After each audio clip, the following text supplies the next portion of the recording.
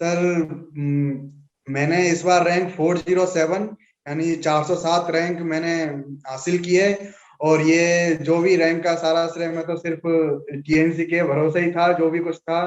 तो 2020 में ही मैंने नोट सेट 2020 भी दिया था, विदाउट एनी प्रिपरेशन। कुछ भी नहीं था, पूरा मोटिवेशन डाउन था। कोचिंग लगाई तो कोचिंग भी बंद कोविड की वजह से।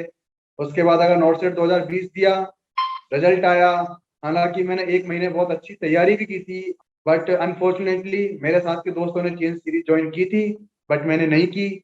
और जिसका मुझे बहुत बड़ा लॉस भी मिला कि 2020 में मैं इवन क्वालिफाइड भी नहीं हुआ, नॉट क्वालिफाइड था मैं। 2020 मेरा पहला एग्जाम था वो।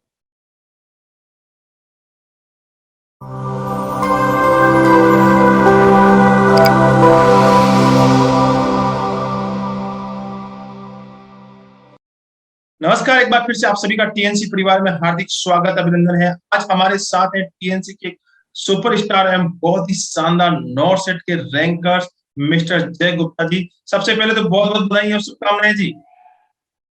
Thank you sir, thank you so much sir.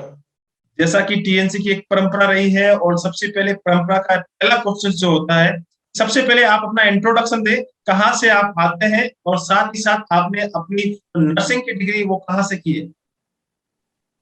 Sir, my self जय Gupta from Bharatpur district, Nadbai tehsil. And जो भी मैंने अपनी नर्सिंग की डिग्री की थी वो जेएलएन मेडिकल कॉलेज के जो जीसीओ एन अजमेर है वहां से की थी मैंने। ओके, जेएलएल अजमेर से आप पास आउट हैं। कब के पास आउट हैं आप अजमेर से। सर, मैं अजमेर से पास आउट हूँ 2019। ओके, 2019 के पास आउट है।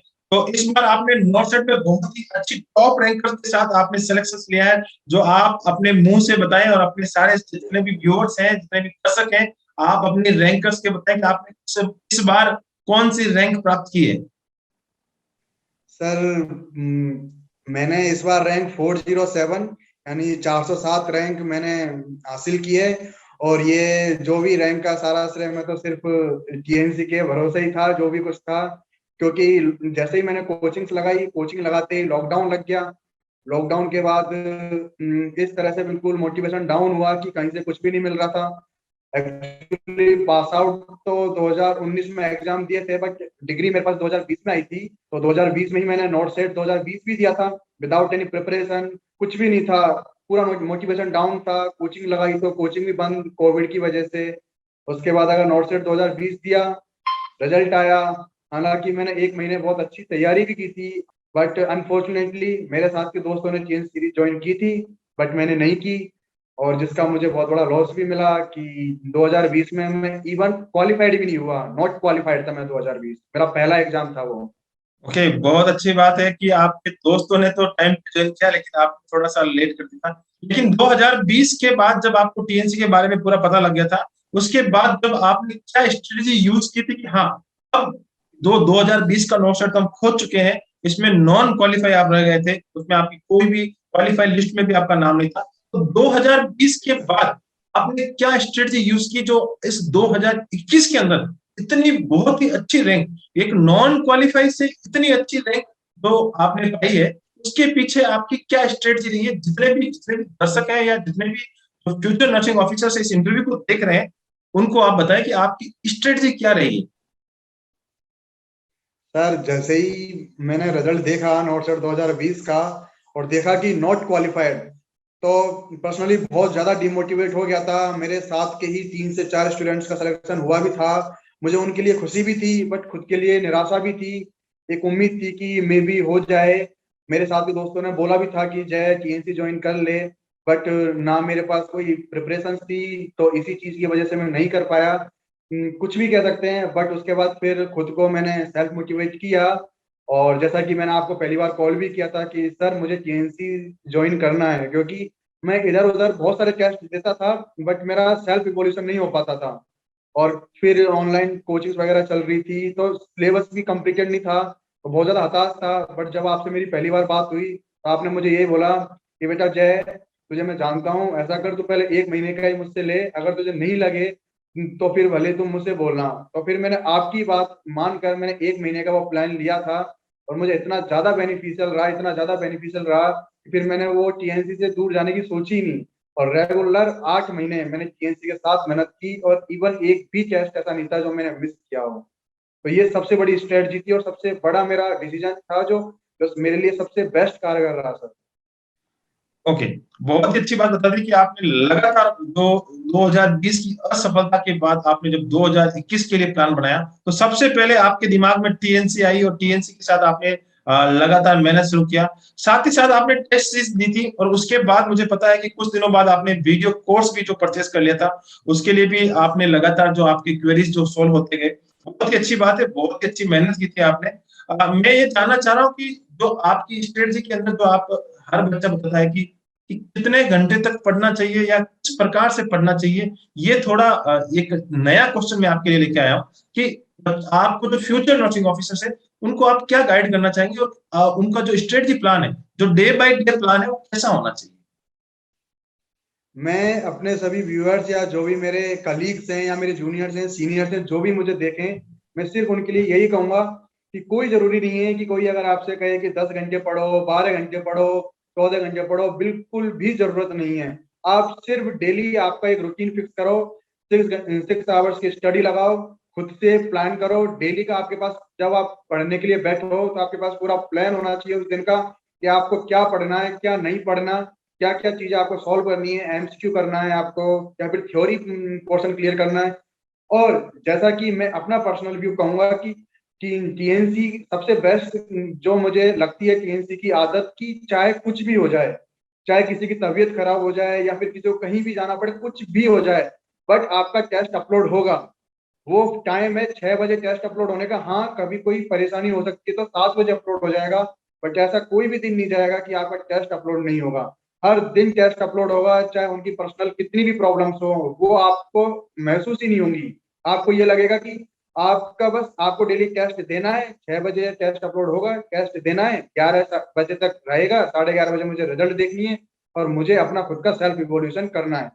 इवन टॉप 30 की सर रैंक निकालते हैं आप, और उसके अलावा आप जो पर्सनल रैंक भेजते हैं स्टूडेंट को, उससे उनका सेल्फ इवोल्यूशन इतना अच्छा होता है, उन्हें पता लगता है कि हम कितने स्टूडेंट के बीच हम कहाँ स्टैंड कर रहे हैं। तो मैं यही कहूंगा कि आप 6 घंटे की अपनी स्टडी रखें, जो भी बुक पढ़ें। मैं ये नहीं कहता आपको कि आप पीआरई पढ़ो या टारगेट पढ़ो या एनकेएस पढ़ो, मॉसवी पढ़ो, कुछ भी पढ़ो, अच्छे से पढ़ो, बट एमसीक्यू सेशन के लिए आप प्रॉपर एक टेस्ट आपके पास होना चाहिए। दुनिया कहती होगी कि आप सिर्फ बुक से क्वेश्चन सॉल्व कर लो, बट आप बुक से आपके अंदर एक चीटिंग वाली भावना भी आ जाती है कि चलो इसका आंसर नहीं है तो अपन देख लो, तो आपका सेल्फ इवोल्यूशन होगा ही नहीं। आप अगर 100 क्वेश्चन भी करोगे तो आप वहां कम से कम 10 से 15 क्वेश्चन में चीटिंग कर ही जाओगे, और आपके पास एक पूरा टेस्ट पेपर के रूप में आपके पास पूरा परफॉर्म होगा, आप उसके लिए पे करोगे, तो आपके मन में ये रहेगा कि यार मैंने पे किया है तो मैं इसके साथ गद्दारी ना करूं, अगर मैं गद्दारी करूंगा तो अपने फ्यूचर के साथ गद्दारी करूंगा।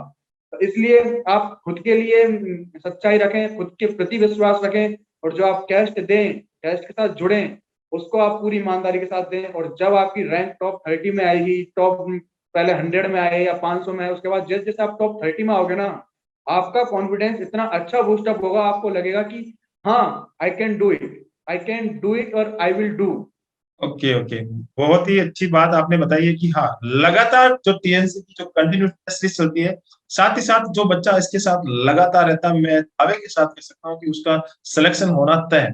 तो ये तो बहुत ही अच्छी बातें बताई बताई जिस प्रकार से आपने कि हाँ, आपने जो बताया कि जरूरी नहीं कि इतना लंबा समय पढ़ा जाए, लेकिन एक टेस्ट सीरीज के माध्यम से और साथ ही साथ एक प्रॉपर गाइडेंस के साथ अगर पढ़ा जाए तो रियली सक्सेस बिल्कुल मिल सकती है।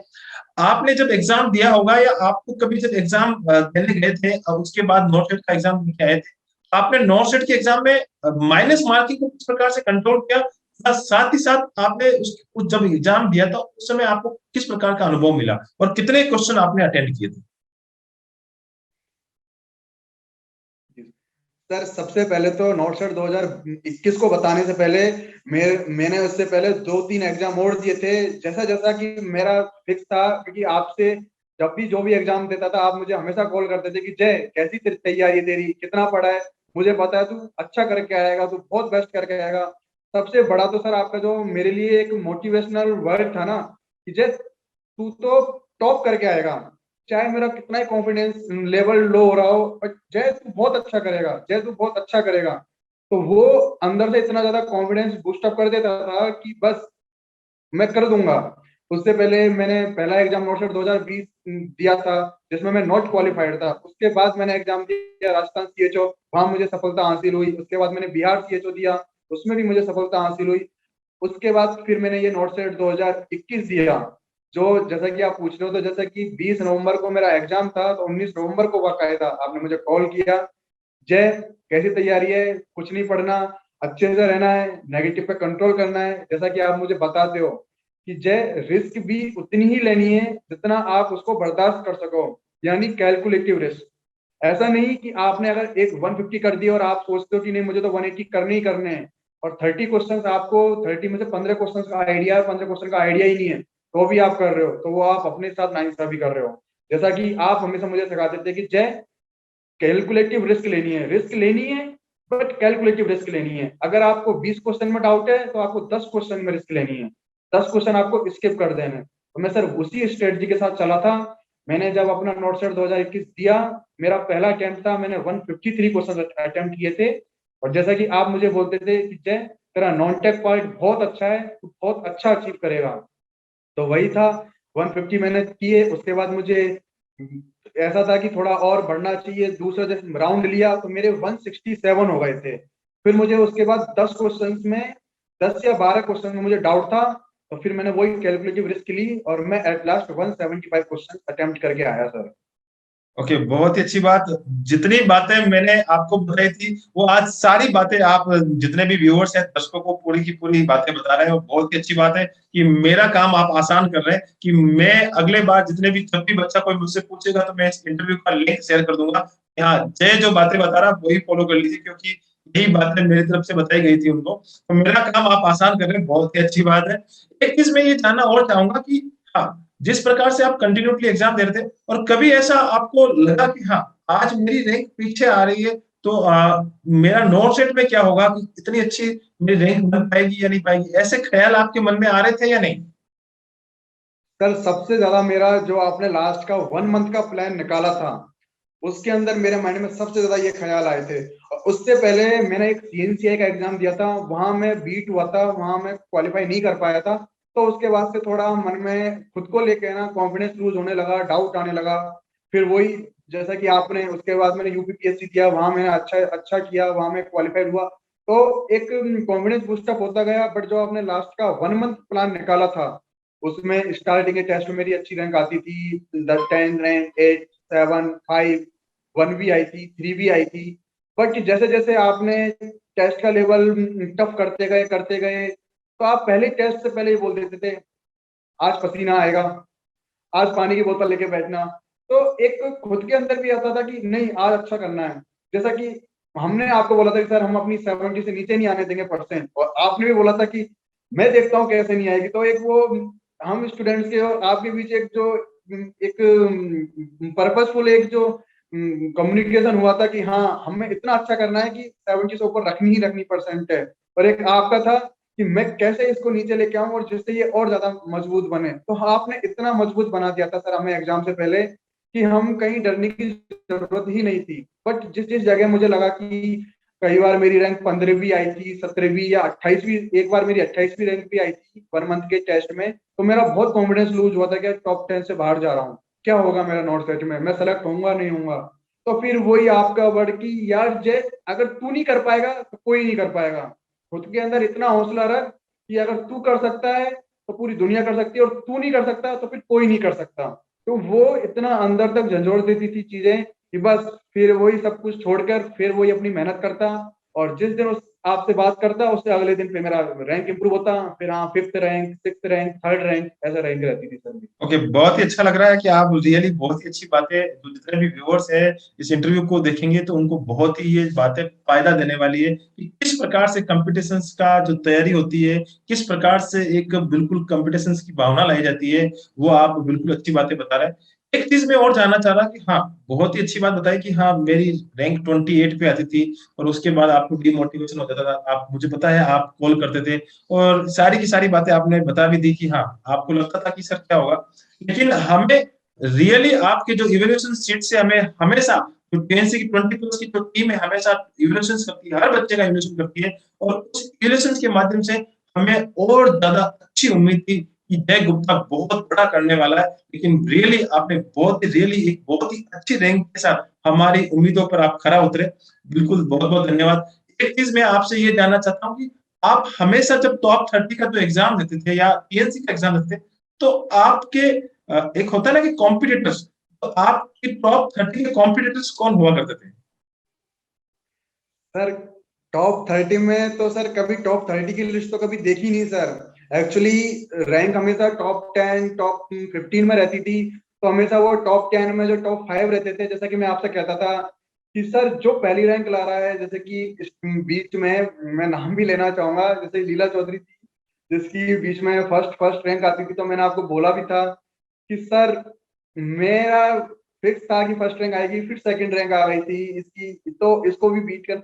तो जैसे उसको 2-3 बार बीट किया तो फिर कॉन्फिडेंस बूस्ट अप हुआ। फिर बीच में मोनिका भट्ट, जिसका मैं नाम लेना चाहूंगा, मोनिका प्रजापति, या फिर एक मोनू ओला भी आया था। और एक फिर लास्ट में जिसे तो मैं डिफीट कर ही नहीं पाया, प्रीति ब्यावर जो थी, उन्होंने तो ऐसा किया था कि सेकंड रैंक पे अटका देती थी, कितना भी कोशिश कर लो उन्हें तो 1 या 2 बार ही बीट कर पाया, बट लास्ट में तो उन्हें बीट करना बहुत इम्पॉसिबल सा हो गया था।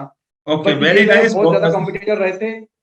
बहुत ही अच्छी बातें बता रहे हैं आप। जितने भी कॉम्पिटिटर्स का नाम बता रहे हैं, सारे के सारे आपके रैंकर्स यानी टीएनसी के रैंकर्स बने हैं। बहुत ही अच्छी बात है।